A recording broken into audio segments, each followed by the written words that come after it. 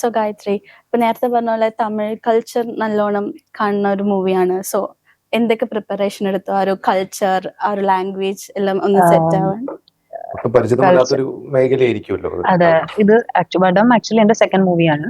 വടത്തിന് തൊട്ട് മുമ്പായിട്ട് ഞാൻ രജനി ഗാങ് എന്ന് പറയുന്ന ഒരു പടം ചെയ്തിരുന്നു.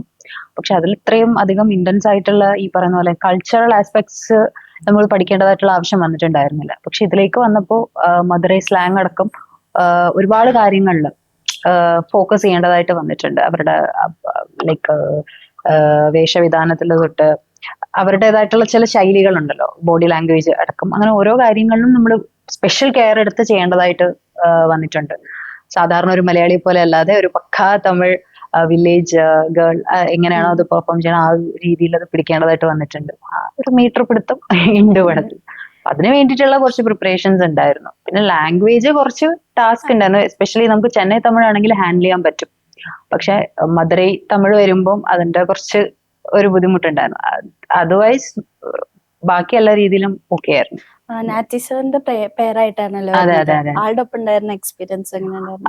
നട്ടി സാറിനെ പോലൊരു വലിയൊരു കോ ആക്ടറിന്റെ കൂടെ ആക്ച്വലി എനിക്ക് നിന്നപ്പോൾ ഒരു ചെറിയ പേടി ഉണ്ടായിരുന്നു എങ്ങനെയാണെന്ന്. പക്ഷെ ഹി വാസ് സോ സപ്പോർട്ടീവ്. ഞാൻ എന്തെങ്കിലും എവിടെയെങ്കിലും ഒക്കെ ചെറിയൊരു എനിക്ക് എന്തെങ്കിലും ഒരു പാഴ്ച വന്നാൽ പോലും പുള്ളി കൂടെ നിന്ന് സപ്പോർട്ട് ചെയ്ത് ഇത് ഇങ്ങനെ ചെയ്യാം അങ്ങനെ ചെയ്യുന്നൊക്കെ പറഞ്ഞു തന്ന്. അത് ഭയങ്കര എക്സ്പീരിയൻസ് ആയിരുന്നു. എല്ലാവർക്കും അറിയാം ഹീസ് DOP, മുമ്പ് DOP ആയിരുന്നു. ഒരുപാടധികം പടങ്ങൾ സിനിമാറ്റോഗ്രഫി ചെയ്ത ആളാണ്. ഒപ്പം ഒരുപാടധികം ലൈക്ക് ഒരുപാടധികം ക്യാരക്ടേഴ്സ് പ്ലേ ചെയ്ത ഒരു വ്യക്തിയും കൂടെയാണ്. അപ്പൊ ആ രീതിയിൽ ഞാൻ അഡ്മയർ ചെയ്യായിരുന്നു ലിറ്ററലി. പുള്ളിയുടെ കൂടെ പെയറായിട്ട് നിൽക്കാൻ പറ്റുക, അത് എന്നെ സംബന്ധിച്ചിടത്തോളം എനിക്കൊരു ലക്ക് ഫാക്ടറാണ്.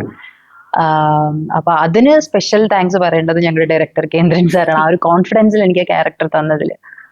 ആൻഡ് ഐ തിങ്ക് ഞാൻ എൻ്റെ ഒരു പാർട്ട് നന്നായി ചെയ്തു എന്ന് ഞാൻ വിശ്വസിക്കുന്നു. എന്തായാലും മാർച്ച് 6-ാം തീയതി എല്ലാവരും പടം കാണുമ്പോൾ അതിന്റെ റിസൾട്ട് അതെ അവരാണ് പറയേണ്ടത്.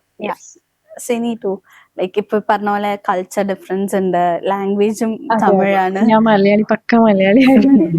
അതില് പോയി അത് മധുരൈ ആ ഒരു സ്റ്റൈലില് ഫുൾ വില്ലേജ് ലുക്കിലായിരുന്നു. ഫുൾ മേക്കപ്പ് എല്ലാം ഡെല്ലാക്കിയിട്ടൊക്കെ ആയിരുന്നു എൻ്റെ ക്യാരക്ടർ. സോ നല്ലൊരു എക്സ്പീരിയൻസ് ആയിരുന്നു. എനിക്ക് ഈ ഓപ്പർച്യൂണിറ്റീസ് തന്ന എൻ്റെ ഡയറക്ടർ കേന്ദ്രൻ സാറിന് ഫസ്റ്റ് ഓഫ് ഓൾ താങ്ക്സ് പറയുന്നു. പിന്നെ producer Rajasekharan sir, thank you so much. പിന്നെ ഇമാൻ സാറുടെ മ്യൂസിക്കിൽ എനിക്ക് ആ സോങ്ങില് ഡാൻസ് ചെയ്യാനും അതെല്ലാം എനിക്ക് ഭയങ്കര ഹാപ്പിയാണ്. അതുപോലെ മാർച്ച് 6 റിലീസ് ആവാണ്. എല്ലാവരും പോയി കണ്ട് സപ്പോർട്ട് ചെയ്യണം. ബാലസാറിന്റെ പേരായിട്ട് ബാലസാറുടെ അതിൽ നല്ലൊരു കോമഡി എല്ലാം ഉണ്ട്. അതെല്ലാം ഒരു കോമ്പിനേഷൻ നല്ലതാ, എല്ലാവർക്കും ഇഷ്ടപ്പെടും. കോമഡി ആയിരുന്നല്ലോ ചെയ്തത്. കോമഡി. അപ്പൊ അത് എന്തോരം എഫേർട്ട് ഇട്ടു, ലൈക് കോമഡി വർക്ക് ആവാന്ന് പറയുന്ന വലിയൊരു ബിക്കോസ് അവരുടെ മുൻപിൽ നമ്മൾ നിൽക്കുമ്പോൾ നമ്മൾ ആരും ഇല്ല എന്നൊരു അതെ. സോ അവര് കൂളായിട്ട് ഇങ്ങനെ ചെയ്തോളൂ, ഇങ്ങനെ ഡയലോഗ് ഇടുക, അത് എന്നൊക്കെ പറഞ്ഞപ്പോ ഓക്കെ ഫൈൻ എന്ന് പറഞ്ഞിട്ട് ആ ഒരു രീതിയിൽ പയറ്റി നോക്കി സെറ്റ് ആയിട്ടുണ്ട്. എല്ലാവരും ഒന്ന് കണ്ട് സപ്പോർട്ട് ചെയ്യണം. മുൻസില അല്ലേ? അപ്പൊ ഈ വടം എന്ന മൂവിയിൽ എങ്ങനെയാണ് മുൻസില എത്തുന്നത്? എന്ത് ക്യാരക്ടറിനെ പറ്റി പറയാമോ? ഞാൻ ഇതിലൊരു വിമൽ സാറിന്റെ ചിട്ടി ക്യാരക്ടറായിട്ടാണ് ചെയ്തത്. പിന്നെ ഓഡിഷൻ ത്രൂ ആയിരുന്നു. പിന്നെ കുറച്ച് മുന്നേ തന്നെ കാസ്റ്റ് ചെയ്തിട്ടുണ്ടായിരുന്നു. സിനിമ കഴിഞ്ഞ ഓഗസ്റ്റിലും ഒക്കെ ആയിട്ടാണ് നടന്നിട്ടുണ്ടായിരുന്നത്. പിന്നെ ആക്ച്വലി ഞാൻ വരുന്ന സമയത്തേക്ക് മെയിൻ കാസ്റ്റ് എല്ലാം ഓഡിഷൻസ് കഴിഞ്ഞിട്ടുണ്ടായിരുന്നു. അപ്പൊ എന്നോട് ഇങ്ങനെ പറഞ്ഞു ഇങ്ങനെ ഒരു റോളാണ്, ഞാനൊരു ചാൻസിന് വേണ്ടി വെയിറ്റ് ചെയ്യുന്ന ആളായിരുന്നു. അപ്പം ഞാൻ പറഞ്ഞു സാർ എടുത്ത് സാർ എന്ത് റോളായാലും എനിക്ക് കുഴപ്പമില്ല, ചെയ്യാൻ റെഡിയാണെന്ന് പറഞ്ഞു. അങ്ങനെയാണ് ഇതിലേക്ക് എൻട്രി ആവുന്നത്.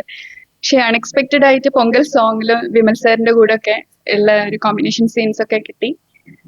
I M so happy. പിന്നെ ഇമ്മാൻ സാറ് മ്യൂസിക് നമ്മൾ പറയണ്ടല്ലോ. പിന്നെ ചിന്മയി മാം ഉണ്ട്. എല്ലാവരും അതിന്റെ എക്സൈറ്റ്മെന്റ് ആണ്.